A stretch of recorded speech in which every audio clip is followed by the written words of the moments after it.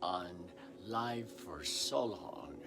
This is Reverend Dr. D, and we're going to be doing these broadcasts on Thursday nights at 7 o'clock. And in doing these broadcasts, we want to hope to inspire you to live your fullest life, your best life now. They will also be on our YouTube channel, which is Open to Possibilities. I want you to be open to possibilities. Things may not seem probable to you, but if they're possible, then a miracle can happen. Possibilities. The very word impossible says, I'm possible. So tonight before we start, let's take a deep breath. Let's clear away the cobwebs. Oh, it's Thursday. It's been a long week. Been a tedious week for a lot of us.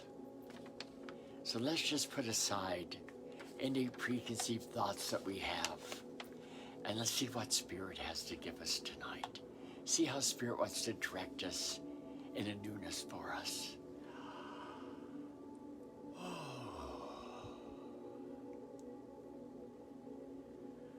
One more deep breath.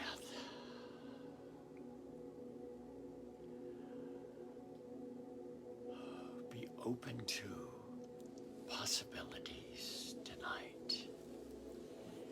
Let me ask you a question. If the emotions of fear and anxiety didn't have any energy, would they exist?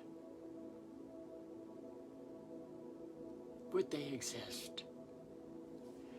What is emotions? What are emotions? Emotions are energy in motion. Energy in motion. And tonight I'd like to talk a little bit about fear and trading your fear for peace. There are different kinds of fear. They're not all bad. Children should be afraid of sharp knives, and they should be afraid of hot cooking utensils on the stove because we don't want them to get burned. Do you know, for a long time, because I got burned as a child with hot grease put on me, and I was afraid to go to a stove.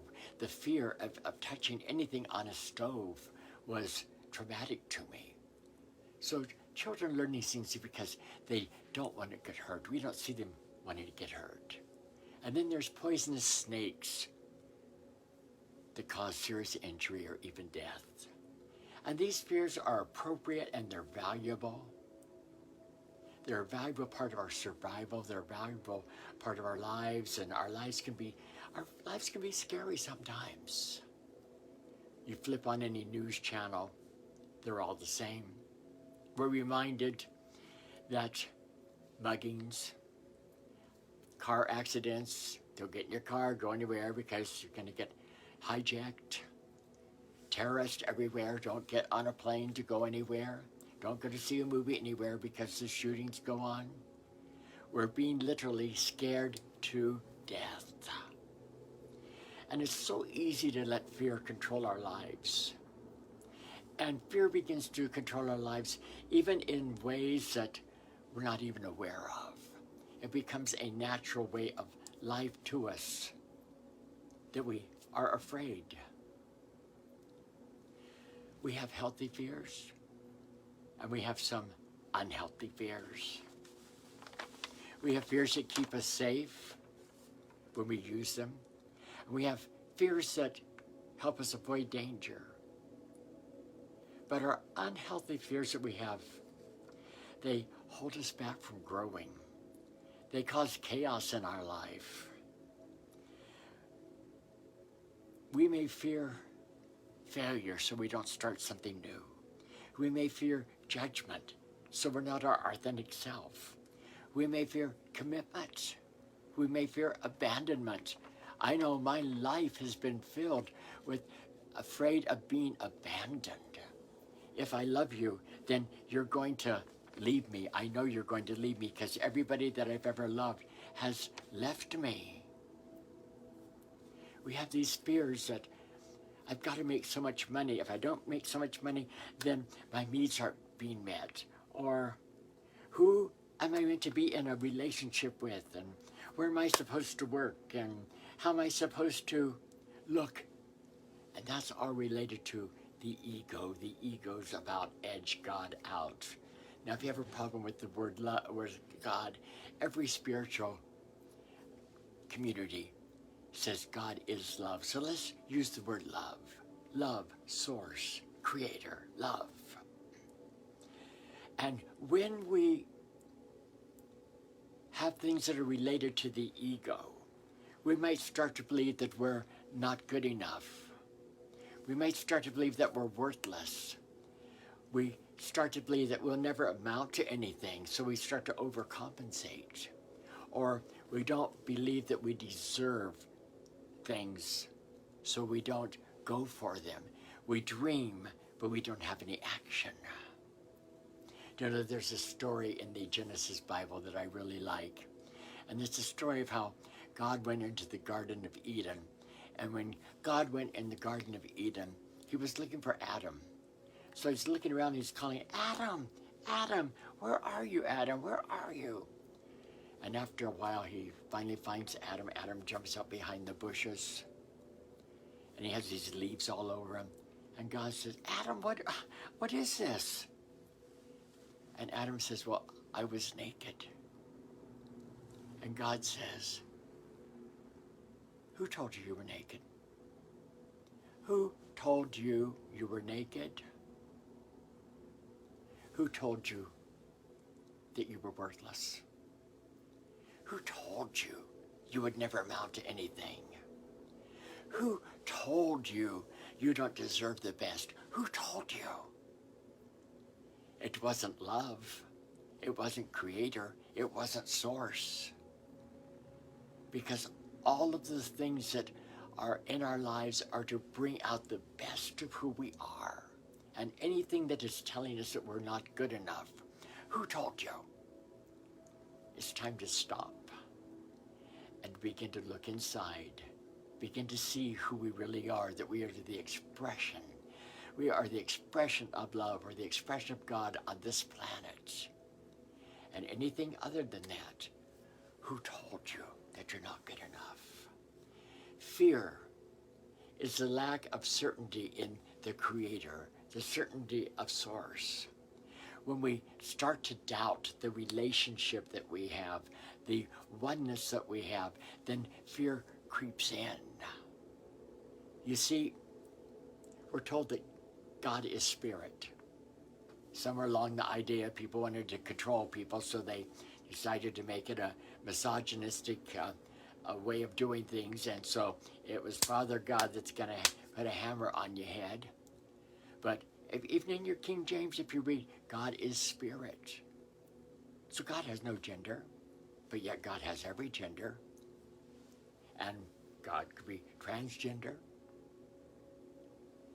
God, being spirit, appeared as the burning bush to Moses, appeared as the cloud by day to the children of Israel, appeared to the pillar of fire by night, and then years later appeared as the incarnation into humanity, into the Christ. You say, impossible. Impossible. I'm possible. Open to possibilities. Open to living our life out loud. The more we trust that the Creator is there, the more we trust in source, and that this source has a plan for us, the less room there is for fear. A Bible scripture says, perfect love casteth out all fear. What's perfect love look like? Hey, you're right where you're meant to be. I'm right where I'm meant to be. Everything is in control. And as I begin to have an attitudinal adjustment, you know what those are. Attitudinal adjustment, where I begin to live from kindness, from compassion. And I realize that's why I'm here on the planet, to be the living expression of goodness on the planet. Every single thing in our life is designed to bring us closer and more like the Creator. Instead of, why is this happening to me? It's, what is the lesson in this for me? What is the lesson in this for me? How is this experience helping build me more into the man, woman, the human being that I really am? And this includes blessings, and it includes challenges. I will tell you something. Often, real blessings are disguised as obstacles that are happening in our life that we grow through. I'm not saying go through, that we choose to grow through. And they're the most powerful lessons because we understand that there is nothing, absolutely nothing to fear, that fear is an illusion. Your fears, these illusions, are not who you are. Yeah, even though we recognize some of them as unhealthy, we recognize some of them as being logical at the times. Sometimes we hang on to them because, quite honestly, we get in the habit of hanging on to old things that don't serve us any longer. What if tonight you decided to let go of things that no longer serve you? People, places, things, jobs, ideas, things that become so ingrained in us that we believe they're part of our inherent makeup. We say, fear, I bless you and I let you go. I bless you and I let you go. Our fears absolutely do not define us. I know, believe me, I know transforming our fears into a life of living out loud, living a life that is really worth living, isn't always an easy task, but it begins with understanding the nature of what fear is. Fear tries to rob you of your authentic self. I'm going to share something with you. When we talk about spirit, I'm not talking about religion. I'm talking about quantum spirituality, like quantum physics, okay, quantum consciousness, quantum spirituality. But I don't want to make it a hard one for you to understand. I want to bring it home. I want to bring it home to you. When I take a glass of liquid water and I drink it, it's a liquid form. When I add the molecule or the component of coolness to it, or coldness, 32-degree temperature or less, then it becomes ice. No longer is it water, but it is water, although it's not, it's ice. And I take the ice and I add the component, the molecules of heat, it becomes steam. No longer is it water, it is now steam, a different functionality. That's the same with spirit in our lives. As we begin to grow and we begin to realize that we are a spiritual being having an earthly experience, we see how we transform. And in that transformation, we become the essence of God, the Godness, the functionality of what is needed at that moment, at that time. Where we get into the problem is we go, well, I really want to have a glass of water. I really don't want this steam going on. We create separation. We create separation with each other. We create separation with the Creator.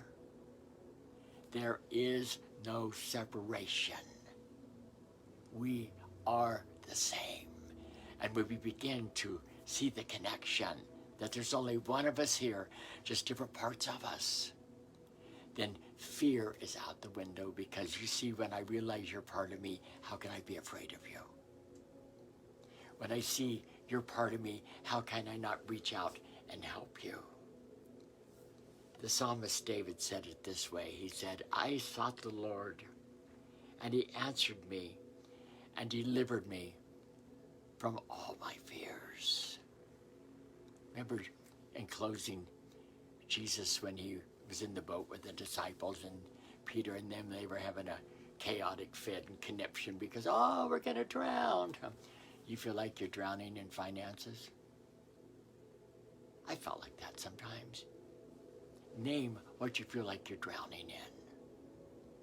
Jesus comes up and he looks at the whole chaotic situation, simply stretches his hand out and says, peace be still. Peace be still. Change your verbiage. Change your verbiage. I'm never going to make it. I'm going to make it. I see myself making it. In your mind's eye, begin to see yourself different. I have money to pay my bills. I am becoming abundant and affluent. I am becoming joy. I am becoming peace. I am becoming worthy.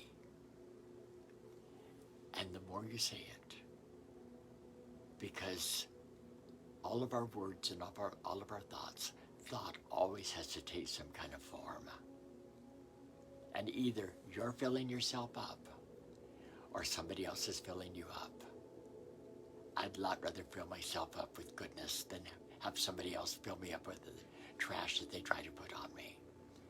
Thursday nights, 7 o'clock, Reverend D, here I am. We're going to be talking about inspirational things, and we're going to start talking about some relative things. And if you have anything that you want me to talk about, you could write me at